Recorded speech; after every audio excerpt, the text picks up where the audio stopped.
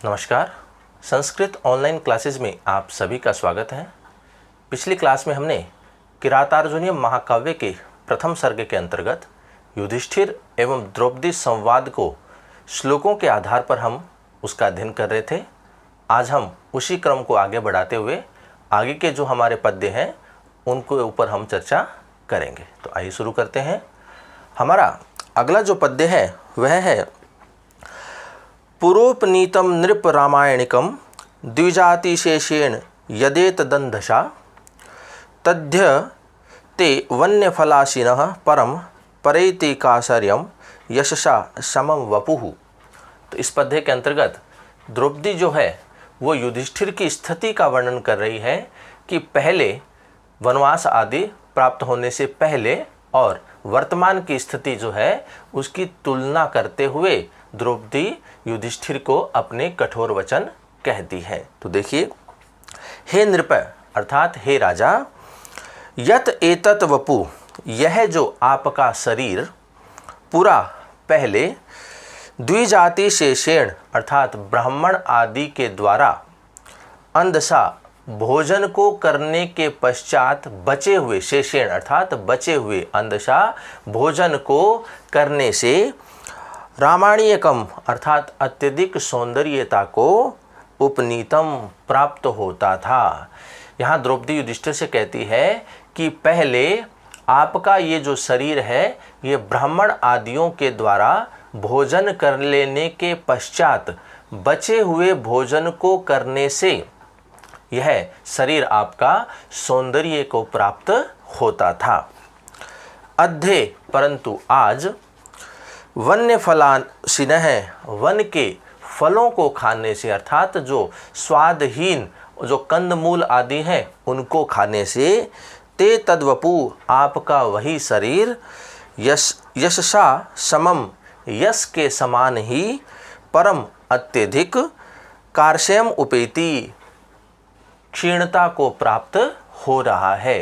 तो यहाँ द्रौपदी जो है वो युधिष्ठिर की पहले की स्थिति और वर्तमान स्थिति का तुलनात्मक वर्णन करती है और जो युधिष्ठिर के अंदर क्रोध जो कि शांत बैठा है उसे जगाने की वह चेष्टा करती है। तो उसी संदर्भ में इस प्रकार के वह वचन कहती है।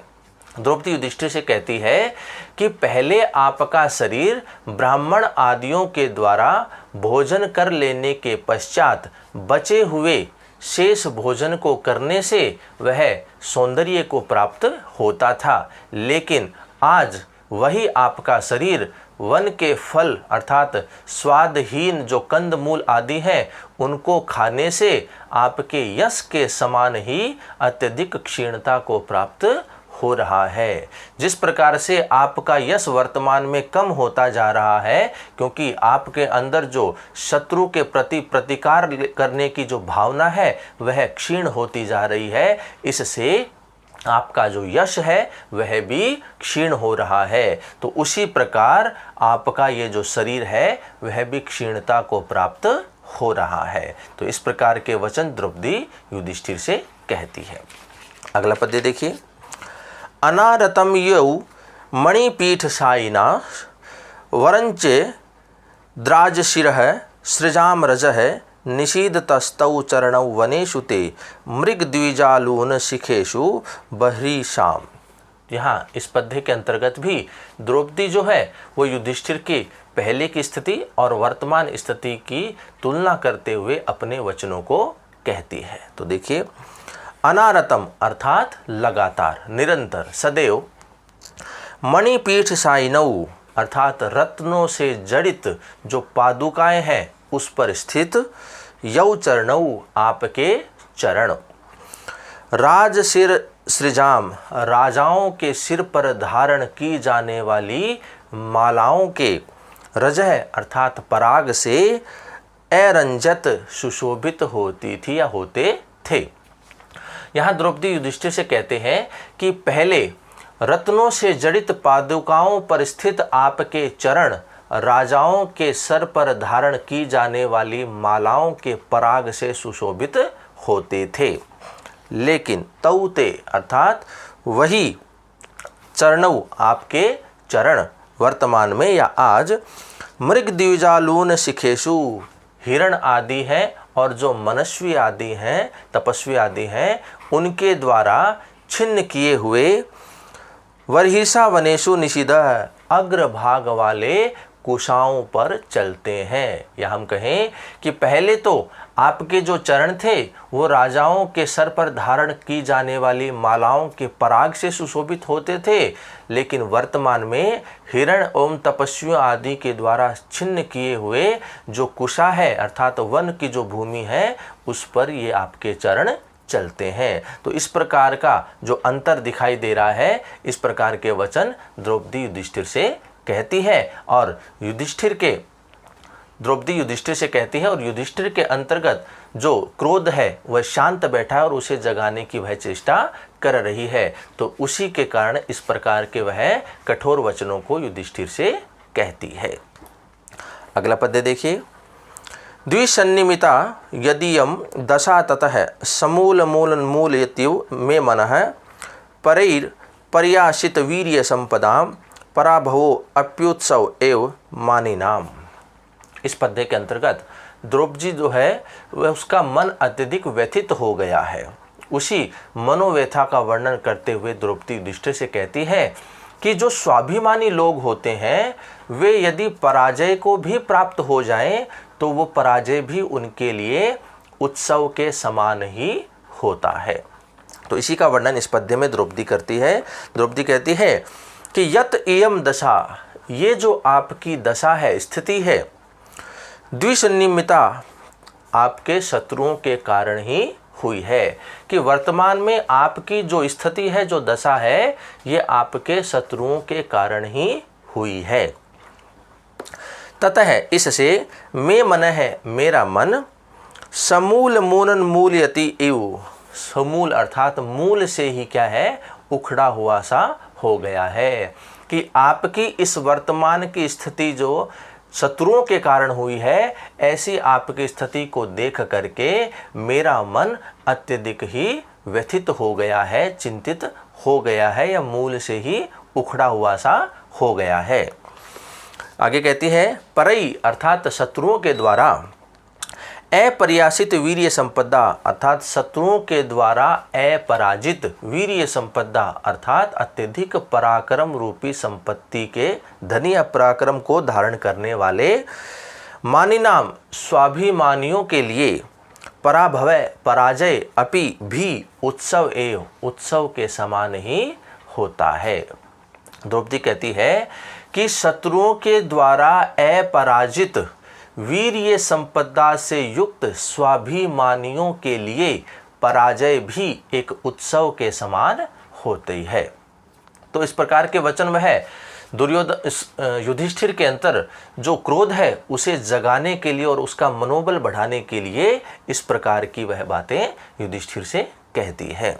तो यहाँ द्रौपदी कहती है कि आपकी ये जो दशा है ये आपके शत्रुओं के कारण हुई है और आपकी इस दशा को देख करके मेरा मन अत्यधिक व्यथित हो गया है, अत्यधिक दुखी हो गया है।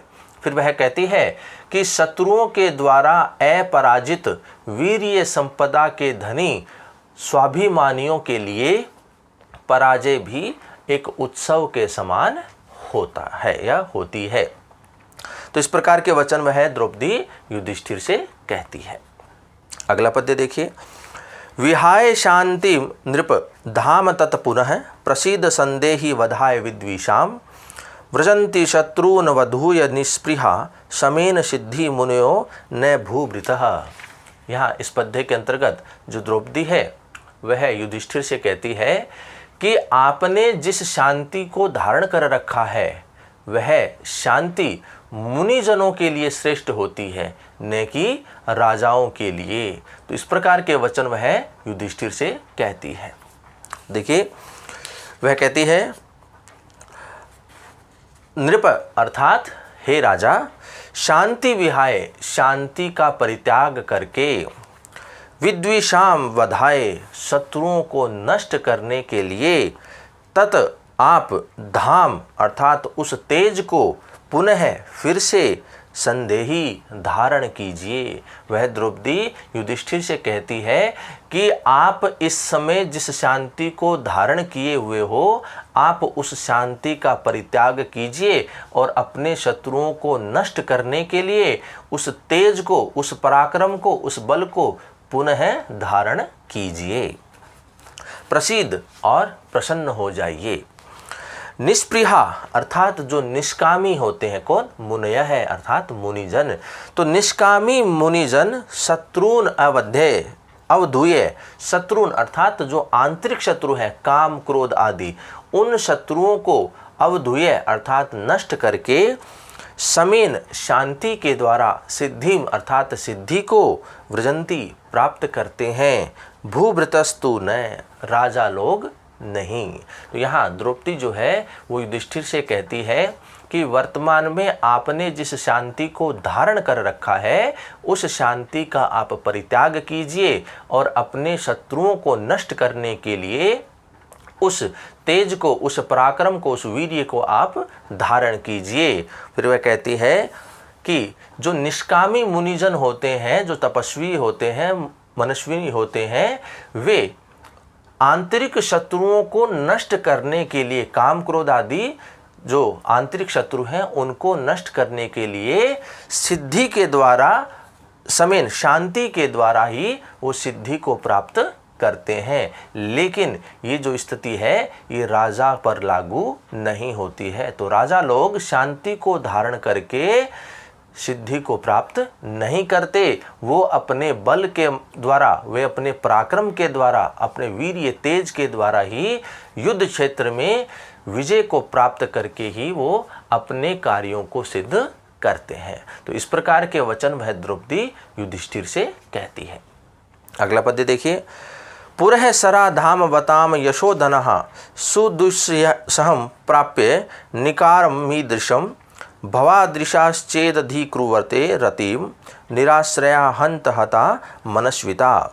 तो इस पद्य के अंतर्गत जो युधिष्ठिर है वह धैर्य को धारण करके बैठे हुए हैं और अपने शत्रुओं का प्रतिकार करने के लिए कोई भी वह योजना नहीं बना रहे हैं। तो उसे देख करके द्रौपदी युधिष्ठिर से क्या कहती है? तो देखिए, द्रौपदी कहती है कि धामवताम अर्थात तेजस्वियों में, पुरस्सरा अग्रगण्य आगे रहने वाले, जो तेजस्वी लोग होते हैं उनमें आप अग्रगण्य हैं, आगे आगे गिने जाते हैं, आप उनका नेतृत्व करने वाले हैं।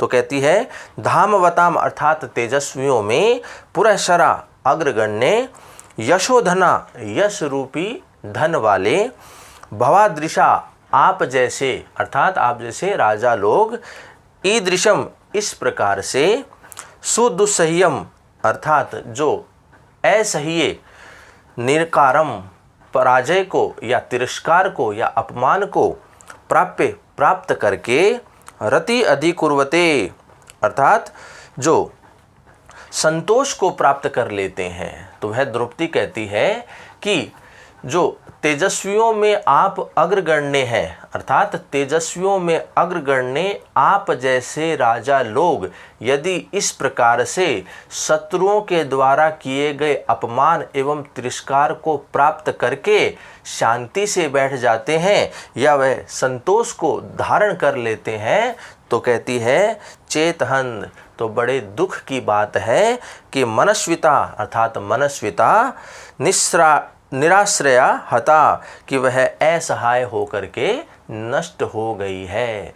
तो यहाँ कहती है कि जो मनस्विता होती है, जो तेजस्विता होता है, वे तेजस्वियों के द्वारा ही इस संसार में प्राप्त करने के योग्य होते हैं।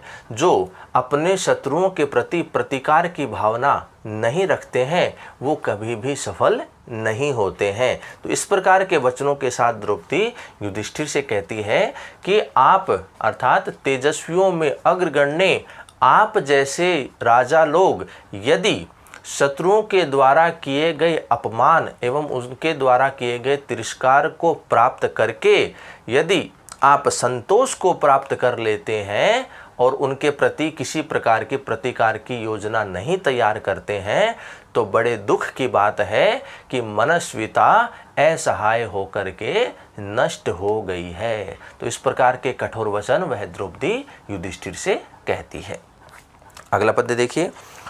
अथ क्षमामेव निरस्त विक्रम श्चिराय पर्येषि सुखस्य साधनम विहाय लक्ष्मीपति लक्ष्म कार्मुकम जटाधर सन जुहुदिह पावकम। तो इस पद्य के अंतर्गत जो द्रौपदी है वह युधिष्ठिर से बड़े कठोर वचन कह करके उसके अंतर के शांत बैठे हुए क्रोध को जगाने की चेष्टा करती है। वह कहती है कि आप यदि शांति को ही सब कुछ मानते हैं, आप यदि क्षमा से ही सिद्धि को प्राप्त करना चाहते हैं, तो आप ऐसा कीजिए कि आपने जो राज चिन्ह रूपी धनुष को धारण कर रखा है उसका परित्याग कर दीजिए और इसी वन में बैठ करके जटाओं को बढ़ा करके अग्नि में हवन करना प्रारंभ कर दीजिए। तो इस प्रकार के कठोर वचन वह द्रौपदी युधिष्ठिर से कहती है। तो देखिए, अथ इस प्रकार निरस्त विक्रमय अर्थात पराक्रम से रहित होकर के, पराक्रम से शून्य होकर के, चिराए बहुत अधिक समय तक या समय के लिए, क्षमाम एव क्षमा ही सुखस्य साधनम पर्येषि सुख का ही साधन यदि आप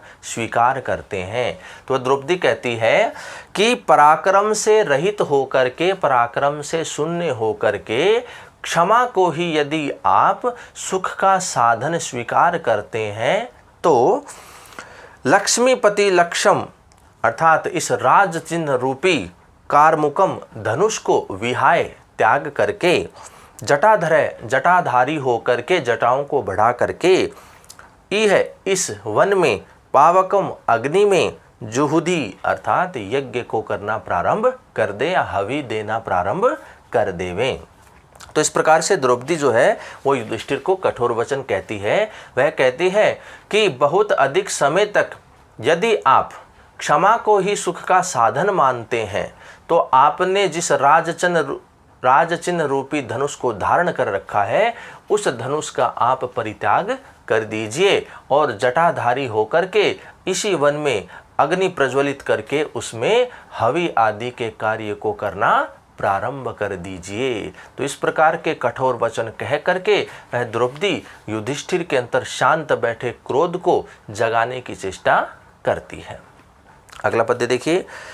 न समय परिरक्षणम क्षमम ते निकृति परेषु परेषु भूरि धामन अरीषु ही विजयार्थिन क्षितिशाह विद्धति सोपति संधि दूषणानि। तो इस पद्य के अंतर्गत द्रौपदी जो है वो कहती है कि आप जैसे जो मनस्वी लोग हैं उनके द्वारा, या हम कहें कि जो विजय की इच्छा रखते हैं, विजय प्राप्त करने की इच्छा रखते हैं, वो कभी भी समय या प्रतिज्ञा या संधि का पालन नहीं करते। वे जैसे ही उनको मौका मिलता है, अवसर मिलता है, तो वो अवसर पा करके कपट के व्यवहार से उस संधि को तोड़ देते हैं और विजय प्राप्त करने की चेष्टा करते हैं। तो इसी का वर्णन इस पद्य में द्रौपदी करती है। तो द्रौपदी कहती है कि परेषु अर्थात शत्रुओं के, निकृति परेषु अर्थात अपकार में संलग्न होने पर, शत्रुओं के अपकार में संलग्न होने पर, भूरि धामने अत्यधिक तेज वाले या अत्यधिक पराक्रम वाले, ते अर्थात आपके द्वारा, समय परिरक्षणम क्षमम न कि समय की रक्षा करना उचित नहीं है। समय की रक्षा से तात्पर्य है कि जो युधिष्ठिर आदि जो पांडव हैं उनको 13 वर्ष का वनवास दिया गया है। तो द्रौपदी कहती है कि ये ज़रूरी नहीं है कि आप 13 वर्ष का वनवास को पूरा करने के पश्चात ही उस राजलक्ष्मी को प्राप्त करने का प्रयास करें। तो कहती है कि आप जैसे जो तेज वाले हैं, तेजस्वी हैं, जो आप जैसे पराक्रमी लोग हैं, उनके लिए यह ज़रूरी नहीं है या ये उनके लिए उचित नहीं है कि वे समय की रक्षा करें, अर्थात उस प्रतिज्ञा का पालन करें, अर्थात उन 13 वर्षों का वनवास को वे पूर्ण करें। ये करना उचित नहीं है। फिर द्रौपदी कहती है ही, क्योंकि विजयार्थी ने, विजय की इच्छा रखने वाले, अर्थात जो जीतना चाहता है, जो विजय होना चाहता है, ऐसी जो इच्छा रखता है, वे क्षितिशाह अर्थात ऐसे राजा लोग, अरीशु अर्थात शत्रुओं के, या हम कहें शत्रुओं को सोपदी अर्थात कपटपूर्ण व्यवहार करके, शत्रुओं के प्रति कपटपूर्ण व्यवहार करके, संधि दूषणानि विदधति संधि को तोड़ देते हैं और विजय को प्राप्त करते हैं। तो यह द्रौपदी युधिष्ठिर से कहती है कि आप जैसे तेजस्वी राजा लोगों के लिए ये ज़रूरी नहीं है कि आप उस समय या उस प्रतिज्ञा का आप पालन करें। तो ऐसा करना आप जैसे तेजस्वी लोगों के लिए उचित नहीं है, क्योंकि जो विजय की इच्छा रखता है, जो विजय प्राप्त करना चाहता है, ऐसे राजा लोग अपने शत्रुओं के प्रति कपट का व्यवहार करके उस संधि को तोड़ देते हैं और विजय को प्राप्त कर लेते हैं। तो इस प्रकार के वचन वह द्रौपदी युधिष्ठिर से कहती है। अगला पद्य देखिए, और ये जो पद्य है ये हमारे कुमार संभव, ये किरातार्जुनीय महाकाव्य के प्रथम सर्ग का अंतिम पद्य है। तो देखिए इसमें, विधि समय नियोग दीप्ति संहार जिम शिथिल वशु मगाधे मग्नम आपत पयोधौ रिपु तिमिरम उदस्यो उदीयमानम दिनादौ दिनकृतम इव लक्ष्मीस्त्वाम संभेतु भूयः। तो इस पद्य के अंतर्गत द्रौपदी जो है वो अपने कथनों को समाप्त करती है और युधिष्ठिर के लिए मंगल कामनाएं करती हुई शुभ कामनाएं उनको प्रेषित करती है। तो वह द्रौपदी जो है युधिष्ठिर से कहती है कि विधि समय नियोगात, विधि अर्थात भाग्य, समय नियोगात और समय के फेर से और उसके नियोग से, अगाधे अर्थात अत्यधिक गहरे, आप्त पयोधौ, आप्त पयोधौ अर्थात जो गहरे समुद्र में मग्नम डूबे हुए, दीप्ति संहार और कीर्ति का नाश करते हुए या कांति के नष्ट होने पर, शिथिल वशु शिथिल किरणों वाले, रिपु तिमिरम अर्थात शत्रु रूपी अंधकार को नष्ट करते हुए, उदय से नष्ट करते हुए, उदीयमान उद्योग से उदय होते हुए, दिनादौ दिन के प्रारंभ में, दिन कृतिम इव सूर्य के समान, ताम आप, लक्ष्मी उस राज लक्ष्मी को भूयः पुनः संभेतु प्राप्त करोगे। तो वह द्रौपदी जो है वो युधिष्ठिर से कहती है कि जिस प्रकार से भाग्य और समय के फेर से जो सूर्य है वह शिथिल किरणों वाला हो चुका होता है, गहरे समुद्र में डूब जाता है और कांति से वह रहित हो जाता है, ऐसा वह सूर्य उदय के समय अर्थात दिन के प्रारंभ में उदय होता हुआ नवीन कांति को जैसे प्राप्त करता है, उसी प्रकार से आप भी पुनः उस राज लक्ष्मी को प्राप्त करोगे। इस प्रकार की भावना वह कह करके अपने प्रकट करके वह राजा युधिष्ठिर के लिए शुभकामनाएं प्रेषित करती है। वह कहती है कि जिस प्रकार से अत्यधिक गहरे समुद्र में डूबे हुए अर्थात समय और भाग्य के फेर से, भाग्य और समय के फेर से अत्यधिक गहरे समुद्र में डूबे हुए, कांति को नष्ट किए हुए, किरणों को शिथिल करते हुए वह सूर्य दिन के प्रारंभ में उदय होता हुआ, उद्योग करता हुआ, प्रयास करता हुआ एक नवीन कांति को प्राप्त करता है, नवीन दिन को वह प्राप्त करता है, उसी प्रकार से आप भी अपनी खोई हुई संपूर्ण राज लक्ष्मी को पुनः प्राप्त करोगे। तो इस प्रकार की शुभकामनाएं प्रेषित करते हुए वह अपने वचनों को विराम देती है, अर्थात अपने कथन वह समाप्त करती है। तो इस प्रकार से हमने जो युधिष्ठिर और द्रौपदी का संवाद था उनको हमने श्लोकों के आधार पर उनके ऊपर चर्चा की। तो आज हमारा ये किरातार्जुनीय महाकाव्य का जो प्रथम सर्ग है जिसके अंतर्गत दो विशेष बातें हैं, युधिष्ठिर वनेचर संवाद और युधिष्ठिर द्रौपदी संवाद ये समाप्त होता है। अगली क्लास में हम नए विषय के ऊपर चर्चा करेंगे। तो आज की क्लास में इतना ही। धन्यवाद।